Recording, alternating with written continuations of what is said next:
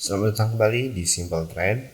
Kali ini saya akan bahas kembali market outlook untuk minggu ketiga di Mei ini, yaitu dari tanggal 15 Mei ya. Nah, langsung aja tanpa basa-basi kita bahas market weekly untuk minggu ini. Langsung aja kita di XAUUSD. Nah, traders masih ingat dengan weekly minggu kemarin? Ini ada jejaknya ya. Ada jejaknya yang saya kemarin, hasil analisa kemarin. Dan kalau traders perhatikan, lihat area-area yang saya tandai kuning ini. Nah, area-area ini ternyata adalah area di mana terjadi bahwa akan ada bounce maupun break yang terjadi ya.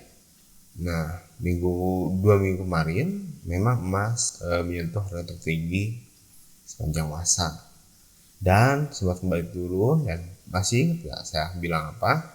Bahwa di area tersebut perhatikan akan adanya terjadi pemantulan, dan ternyata benar.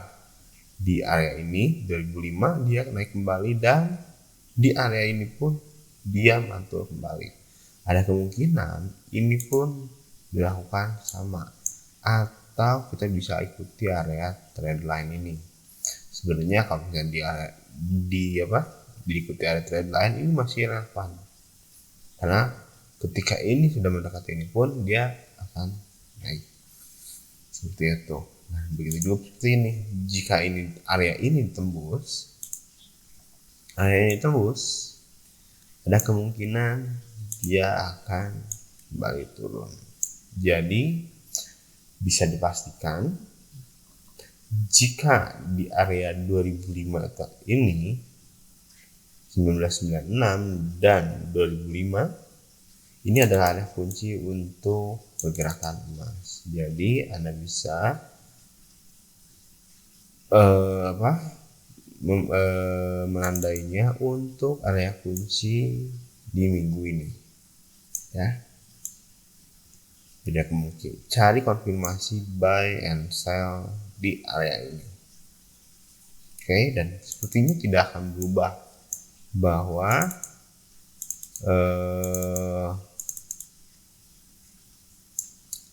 analisa maupun hampir sama. Mungkin aja bisa jadi sideways di sini, atau dia kembali ke atas sini dan sebagainya, karena memang emas masih diprediksikan akan kembali naik sampai 2100. Tapi kita lihat saja ya.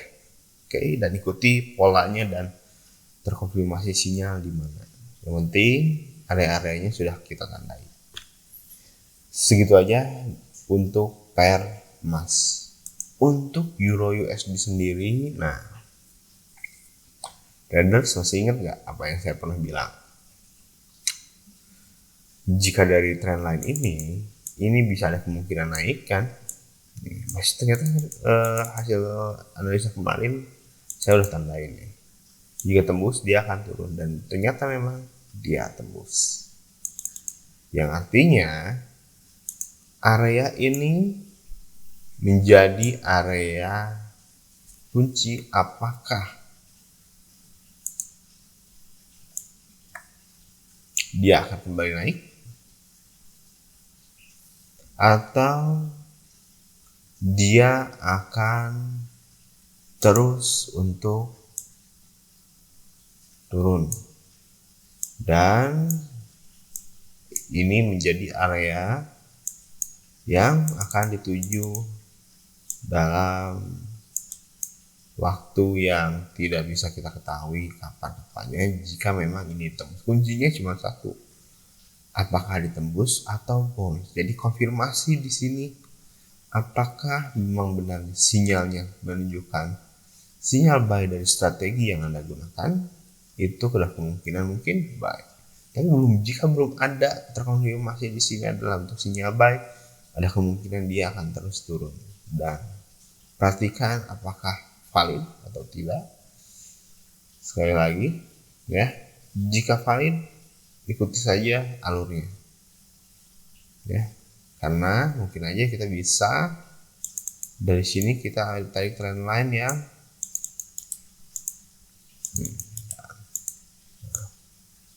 ini trendline ya, ini pun jadi area kunci, mantul, saya mantul lagi dan sebagainya. Oke, terus terbayangkan seperti apa pergerakannya ya. Lanjut lagi ke GBP USD. Di GBP USD sendiri masih ingat gak apa yang saya pernah bilang ya, bahwa D1 ini ya di area yang terjauh ini adalah area resisten kunci, dan ternyata bisa dilihat ya sama teman-teman bahwa ini memang area pemantulan, dan ternyata nah kalau misalnya teman-teman atau traders yang sudah mengikuti analisa saya pasti tahu di bawah di sini di area ini adalah area resisten kuat yang dimana kemungkinan mungkin akan terjadi pemantulan. Dan selamat yang udah ikut ya. Nah kemarin kan saya bilang ikutin aja trendline-nya yang relevan, dan ternyata tembus di sini dan turun lagi. Apalagi di sini terlihat ada double top ya, double top yang artinya apa, ini memang valid dan dia turun kembali. Tapi kalau bisa diperhatikan memang area ini adalah yang kemarin saya tandai bahwa area resisten, cari konfirmasi untuk bounce, ternyata terjadi ya. Dan selamat yang sudah mengikuti analisa minggu kemarin. Apa yang saya sebutkan di sini ternyata kejadian. Jika kemarin teman-teman udah ambil posisi di sini, ini sudah ada target 2000 pips ya di minggu kemarin, yang artinya kalau misalnya masih 10 lot ya sekitar 20 jetian lah ya profitnya. Oke. Sederhana aja dari GBP USD sendiri, karena sudah terbounce di area trendline, maksudnya support. Nah kita bisa kembali lagi lihat bahwa trendline-nya pun bergeser ya. Nih, seperti ini, dan dia memang tembus lagi, dan ini menjadi area kunci. Apakah ini akan menjadi penembusan atau menjadi area titik untuk kembali bounce? Nah ini area ini aja, jadi cukup teman-teman perhatikan area-area tersebut ya. Nah area-area ini nih sudah ditandai di layar saya. Oke. Nah seperti itu ya kan. Oke, tandai aja ya. Lanjut lagi ke NZD USD. Untuk New Zealand USD sendiri, Kiwi masih ingat gak apa yang pernah saya bilang? Bahwa ya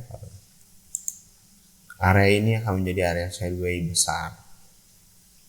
Lihat, saya udah tandain dari kemarin ya, ketika harga masih di sini, bahwa ini ada penerusan, dan lihat pernah saya bilang bahwa di sini mungkin aja jadi ada area sideways besar, dan terbukti bahwa ketika di area ini dia kembali turun dan sangat tajam nih ya, masih ada jejaknya ya. Yang minggu kemarin saya coret-coret ya. Ini jigik sangat membantu sekali, dan kemungkinan dia akan mengejar dulu area nih, kalaupun ditarik ke D1 1, 2, 3, 4 ya, mungkin ada kemungkinan sideways besar akan terjadi ya. Nah, jadi traders ikutin aja ada support dan resisten, sederhana itu sih gitu. Jadi teman-teman gak usah diambil pusing soal trading, karena kuncinya satu, perhatikan area support resisten, cari konfirmasi dari sinyal atau strategi yang traders gunakan. Itu aja carinya. Ketika di area support maupun resisten, cari apakah dari strategi yang Anda gunakan itu apakah muncul sinyal buy atau sell. Kalau misalnya muncul, udah ikutin. Nah, kemungkinan memang itu akan bounce. Seberapa kuat kita nggak akan pernah tahu.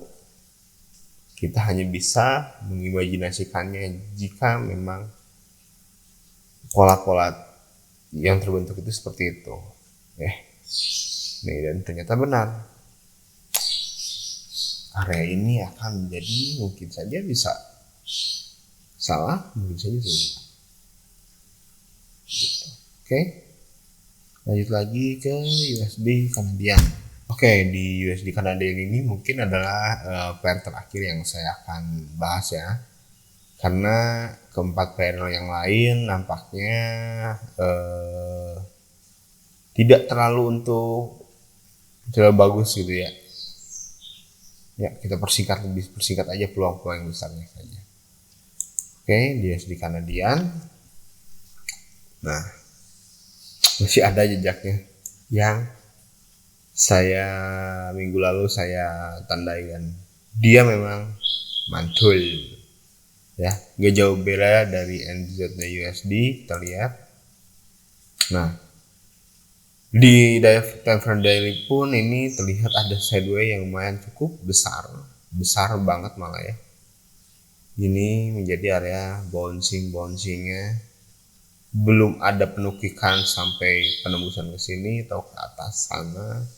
Cuma dalam kurun waktu dari 28 September hingga Mei ini terbentuk sideways besar ya. Walaupun tidak simetris bounce-nya di area ini, tapi kita bisa lihat bahwa di area support memang konsisten untuk bounce. Nah, ini pun sama.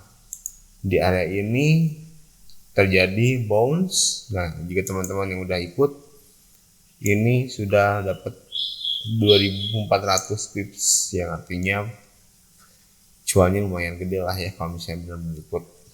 Nah, ini pun traders cukup ikuti aja area-area yang sudah ditandai ini sebagai acuan open posisi. Jadi nggak usah pakai ribet lagi ya. Oke, itu saja mungkin dari saya di minggu ini. Di minggu yang lain kita akan lebih persingkat lagi pair mana saja yang hot untuk kita bahas ya. Terima kasih sudah menonton, dan ingat, Simple Trade membantu Anda menjadikan trader bisa lebih mudah lagi.